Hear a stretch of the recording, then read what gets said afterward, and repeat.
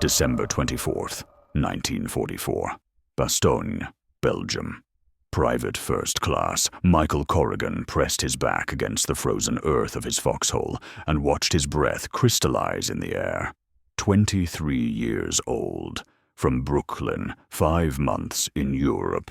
Around him, the Ardennes forest stood silent under fresh snow, the kind of pristine white that belonged on Christmas cards his mother sent, not battlefields where men died before breakfast. His hands, he couldn't feel his hands anymore. The woolen gloves the army issued weren't made for this. Nothing was made for this. 17 degrees below freezing, and the German artillery had been quiet for 3 hours. That worried him more than the shelling. In his breast pocket, folded against his heart, was a letter he'd written 6 days ago. He'd never mailed it. Couldn't. The words felt too true, too raw. "Dear Mom," it began, "I'm not sure I'm coming home." He looked at the letter now. The paper softened from being unfolded and refolded 100 times. By midnight tonight, Christmas would be here. His first Christmas away from home. Maybe his last Christmas anywhere. What Corrigan didn't know yet was that in 7 hours, German Panzers would break through the line 1/2 mile from his position. He didn't know that his foxhole would become a grave for his best friend. He didn't know that the letter in his pocket would be the only part of him that made it home. But he knew this. When the artillery started again, he wouldn't be ready. Nobody ever was. Don't forget to subscribe to my channel and like the video for your support. Thank you for subscribing. The siege of Bastogne had begun 8 days earlier, on December 16th, when Hitler launched Operation Wacht am Rhein, Watch on the Rhine, his desperate gamble to split the Allied armies and recapture Antwerp. The offensive caught American forces completely unprepared. Eisenhower had believed the Ardennes sector was quiet, a place to rest battered divisions and blood new recruits. He was catastrophically wrong. The German assault came through morning fog with 3 armies, the 6th SS Panzer Army in the north, the 5th Panzer Army in the center, and the 7th Army in the south. 29 divisions, 400,000 men. They crashed into 8 American divisions, spread impossibly thin across 85 miles of forest. Within 48 hours, the Germans had driven a Bulge 50 miles deep into Allied lines. Bastogne sat at the center of this Bulge, a crossroads town of 4,000 Belgian civilians, now defended by the encircled 101st Airborne Division. 7 roads converged on Bastogne. Whoever controlled those roads controlled the entire region. The Germans needed it. The Americans had to hold it.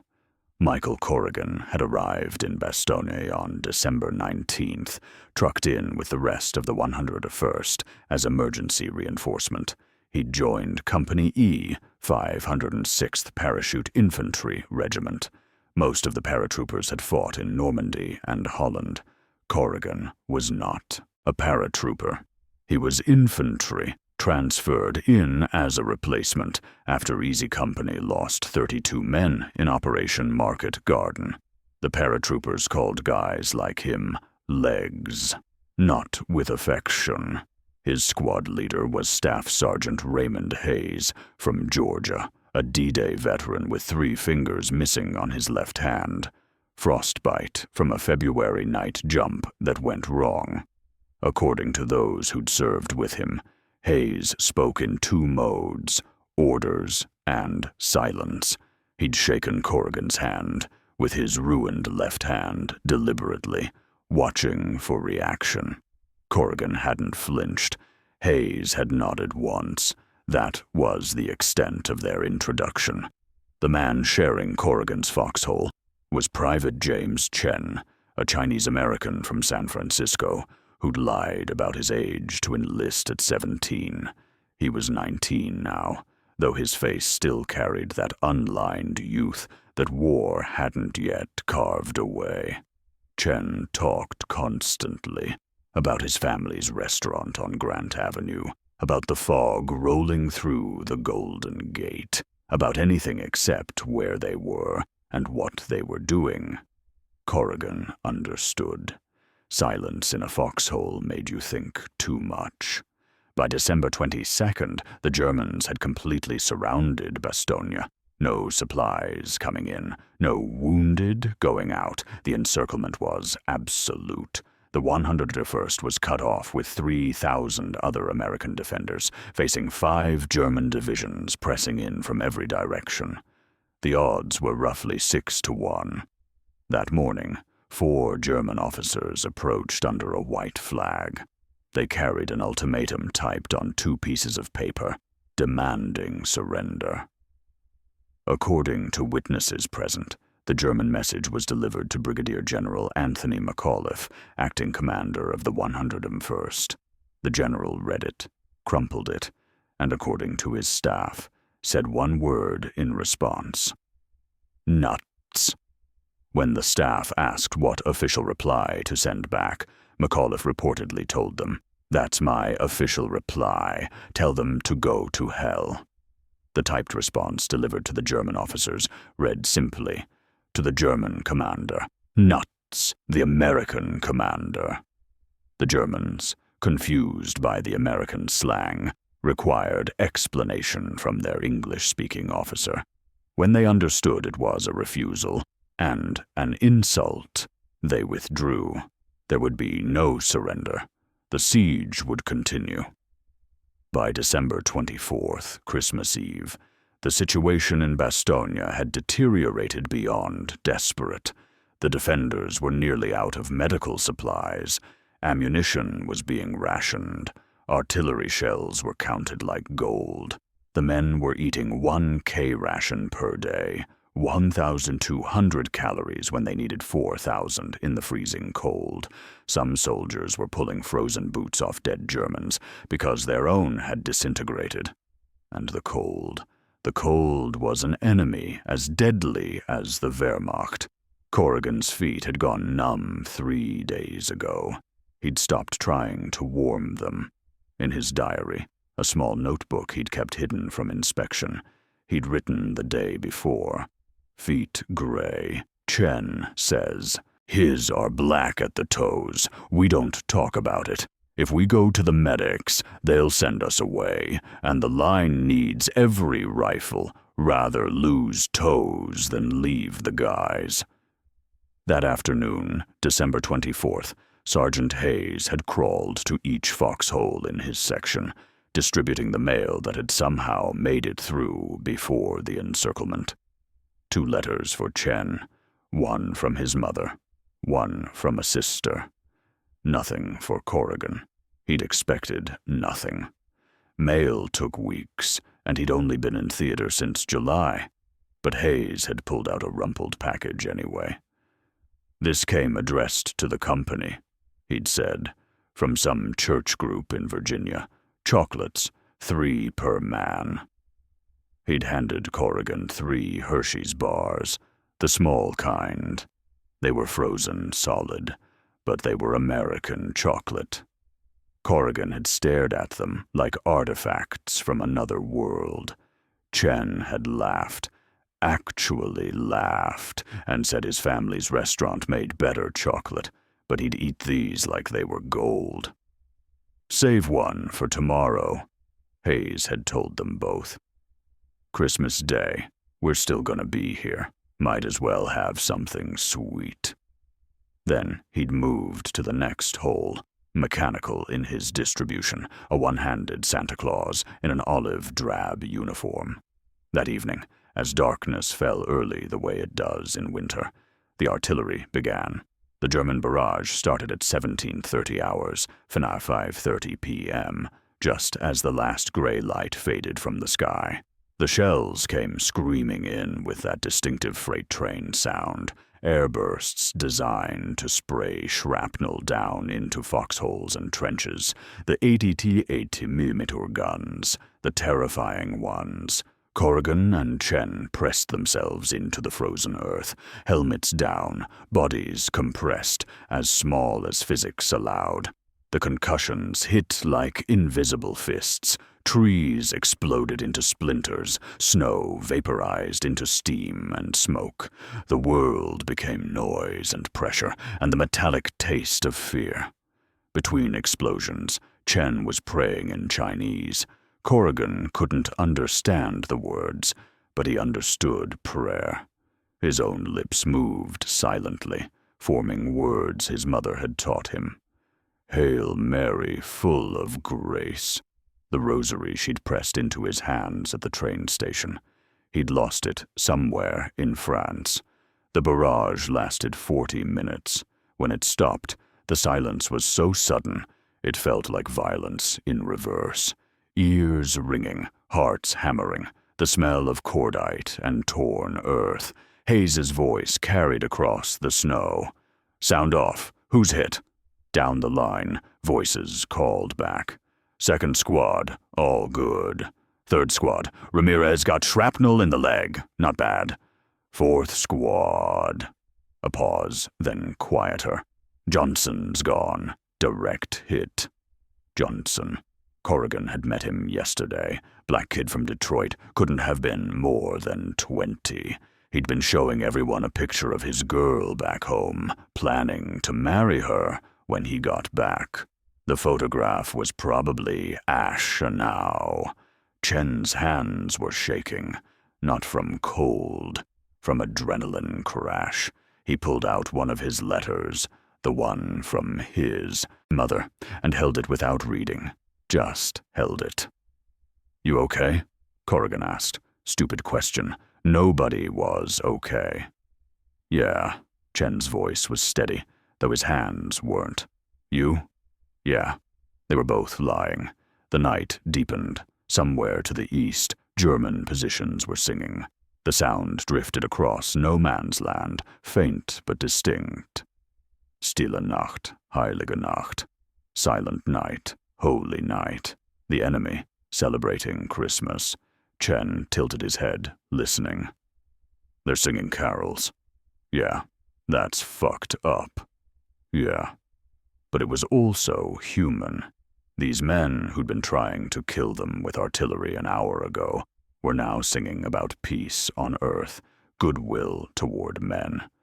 The same carol Corrigan's family sang every Christmas Eve at St. Brendan's Church in Brooklyn. Same melody, different words, same hope for something better than this frozen hell. According to survivors' accounts, some American soldiers along the line began singing back. Not the same carol, but I'll Be Home for Christmas, the Bing Crosby song that had been on every radio back in the States. The voices were rough, untrained, but they carried. For perhaps 10 minutes, the Ardennes forest became a concert hall for men who would try to kill each other again at dawn. Then the singing stopped. Orders had come down. Maintain noise discipline. The Germans might be using it to pinpoint positions. The temperature dropped further. 20 below now, maybe colder. Corrigan tried to move his feet and couldn't feel if they responded. He and Chen took turns, one sleeping in 15-minute intervals while the other kept watch. Sleep was relative. You never really slept. You just stopped being fully conscious for brief moments. Around 2200 hours, 10 p.m., Corrigan pulled out the letter again. The unfinished, unmailed letter to his mother. Chen saw it, said nothing. After a moment, Chen pulled out his own paper and a pencil stub. Writing home? Corrigan asked. Yeah, probably won't mail it, but I don't know. Feels like I should. Corrigan understood. The letter in his pocket had become a talisman, a piece of home he could touch. The words on it mattered less than what it represented. proof that there was a world beyond this foxhole, a world where mothers baked cookies and Christmas meant something other than frozen feet and dead friends. He unfolded it again, reading by the faint moonlight reflecting off snow. Dear Mom, I'm not sure I'm coming home. I don't mean that to scare you. Maybe I will. But I need to tell you some things, just in case I don't. First, I'm sorry I lied about being scared when I left. I was terrified, still am, every single day. But I'm here with good men, and that makes it bearable. There's a guy named Chen who talks about his family's restaurant, and a sergeant who lost 3 fingers, but still fights. They're braver than me. Second, if I don't make it back, I need you to know I wasn't alone when it happened. Nobody here dies alone. We hold each other. We stay. That's what we do. Third. The letter ended there. He'd been writing it in his foxhole 6 days ago, when the mortars had started falling, and he'd never picked it back up. What was the third thing? He couldn't remember now. Midnight approached. Christmas Eve was becoming Christmas Day. Chen finished his letter, folded it carefully, tucked it inside his jacket. Do you think they'll remember us? He asked quietly. Like 50 years from now, will people know we were here? Corrigan thought about that. I don't know. Probably not us specifically. Maybe the division. Maybe Bastogne. But guys like us, I don't think regular soldiers make it into history books. Seems wrong. Yeah. A flare went up from the German lines, brilliant white, turning night into artificial day. Both men pressed down instinctively.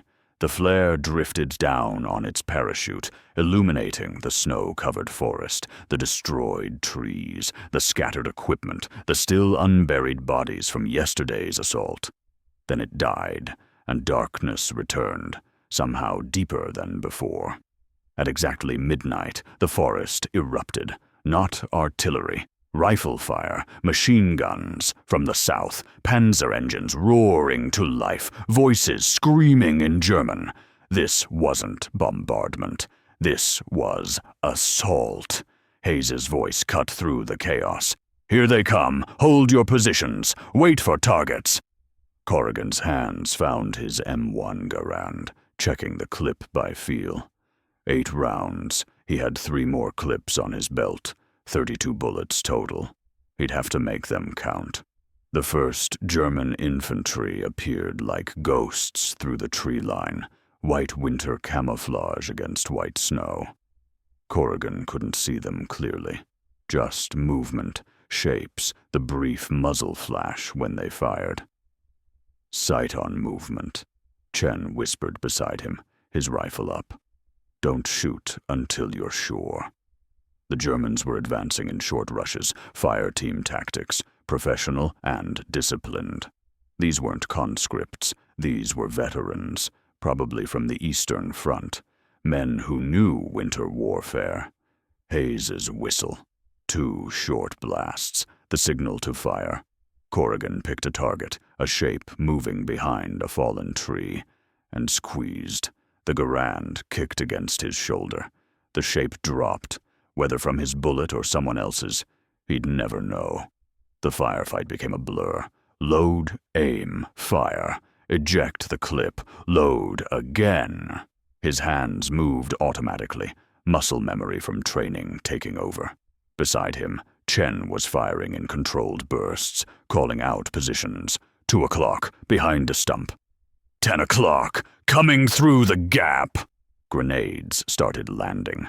The distinctive handle-type German stick grenades, tumbling end over end through the air. One landed 10 feet from their hole. Corrigan grabbed Chen's collar and pulled him down just as it detonated, shrapnel whining overhead, dirt and snow raining down on them. When Corrigan looked up, his ears ringing worse than before. He saw Germans in the foxhole 30 yards to their left. Hand to hand, bayonets and entrenching tools, and desperate close quarters murder. Then, cutting through the chaos, a sound that made Corrigan's blood freeze. Tank treads, heavy ones, the distinctive mechanical scream of a German Panzer. The tank emerged from the smoke and snow like a nightmare made of steel, a Panzer IV, its long 75mm gun, traversing slowly, looking for targets. Infantry scattered behind it, using it as a moving wall. "Tank!" someone screamed. Unnecessary. Everyone saw it. The Panzer fired. The muzzle flash was blinding, the concussion a physical blow. The round hit a position down the line, and the screaming started immediately. Hayes was suddenly in their foxhole, materializing out of the smoke. In his right hand, the good hand, he carried a bazooka. The tube dented and scored. "Corrigan, Chen, covering fire on that infantry. I'm taking the tank." He was gone before they could respond, crawling through the snow toward a better angle. Corrigan and Chen fired at the German infantry, not aimed shots now, just volume, keeping heads down. The M1's clip ejected with its distinctive ping, and Corrigan slammed in his last one. 8 rounds left total. After this, he'd be reduced to a club. Hayes reached his firing position, rose to his knees, shouldered the bazooka. The Panzer's turret was still traversing, looking for the source of the small arms fire. Hadn't spotted Hayes yet. The bazooka fired with a whoosh of backblast and smoke. The rocket streaked across the gap, seemed to take forever, and struck the Panzer on its side armor. The explosion was enormous, orange flame and black smoke. When the smoke cleared, the tank was burning, its crew bailing out, some of them on fire. But the German infantry had seen Hayes. A dozen rifles turned on him. "Get down!" Corrigan screamed, knowing Hayes couldn't hear him, knowing it was too late. Hayes took 3 rounds before he could get back to cover. Corrigan saw him go down, saw the snow around him turn dark. Chen was already moving, crawling out of their foxhole toward Hayes. Corrigan followed without thinking, because that's what you did. You didn't leave a man. They reached Hayes together. He was still alive, breathing in short gasps, blood bubbling at his lips. Lung shot. Maybe 2 lung shots. His eyes found Corrigan's face, focused with effort. According to Corrigan's later testimony, Hayes's final words were, "Held the line, didn't we? Held it." "Yeah, Sarge," Corrigan told him, taking Hayes's ruined hand in both of his. "We held it. We're still holding it." Hayes smiled, actually smiled, and then he was gone. Just like that. One moment a person, the next an empty body. The German assault broke against the American line, like a wave against rocks. They'd gotten close, penetrated in places, but they hadn't broken through. As dawn began to gray the eastern sky, the Germans withdrew, pulling back to their original positions, dragging their wounded with them. The cost of the 42 men in Easy Company's 2nd platoon who'd been in the line when the attack started. 14 were dead, 11 were wounded, badly enough to need evacuation they couldn't get. 17 men left combat effective. Corrigan and Chen helped carry Hayes's body back to the collection point where the dead were being laid out, frozen stiff in the Christmas morning cold. Someone had covered the faces with shelter halves, but there weren't enough. Hayes's face was exposed, eyes closed now, that final smile frozen in place. "He saved us," Chen said quietly. "Took out that tank, saved the whole line." "Yeah." They stood there for a moment, 2 exhausted kids who'd aged decades in 8 hours, looking at a man who'd been alive at midnight and was now a corpse at dawn. Back at their foxhole, Corrigan found something. The chocolate haze had given them yesterday. 3 Hershey's bars, 2 eaten, 1 saved for Christmas Day like Hayes had told them. He split it with Chen. They ate it slowly, the chocolate so frozen it was almost tasteless, sitting in their hole as Christmas Day broke over Bastogne. The letter was still in Corrigan's pocket.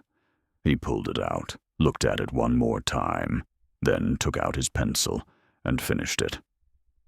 Third, I learned what courage looks like. It's not fearlessness, it's being scared and doing it anyway.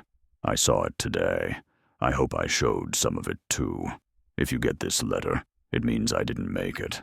But know I was with good men at the end. That counts for something. I love you, Mom. Merry Christmas. Your son, Michael.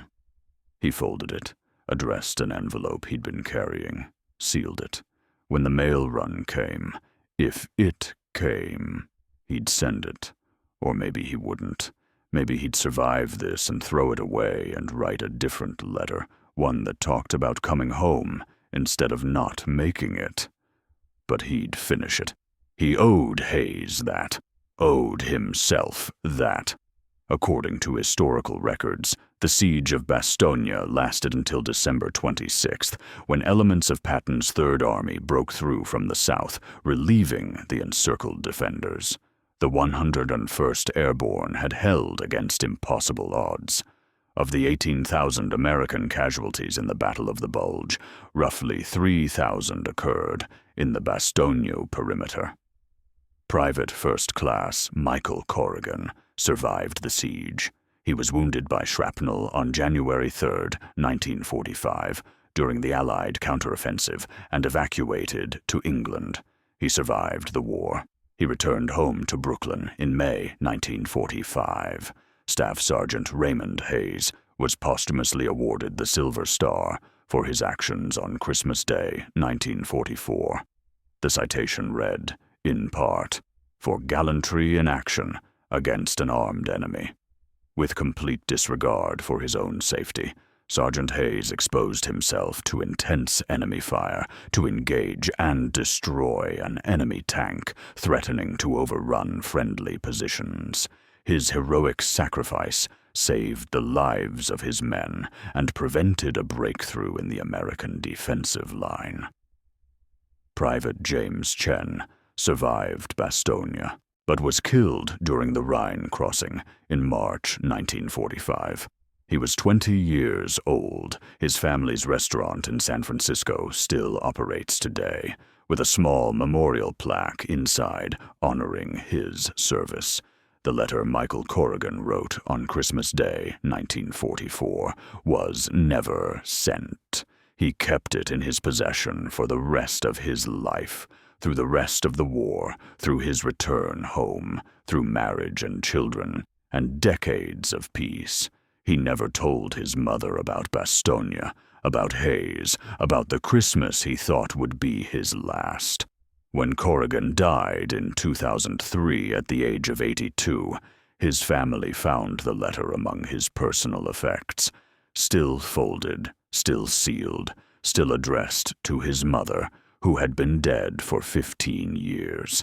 They donated it to the National World War II Museum in New Orleans, where it remains in the collection today, a testament to a Christmas Day when young men held a frozen line and paid the price. The chocolate wrapper was with the letter. 1 Hershey's bar, never eaten, kept as a reminder of a sergeant who gave his last order on Christmas Eve. Save 1 for tomorrow. Because tomorrow still mattered, even in hell, especially in hell. If you enjoyed this story from World War II, don't forget to like this video and subscribe to the channel for more untold stories from history's greatest conflict. Thank you for watching.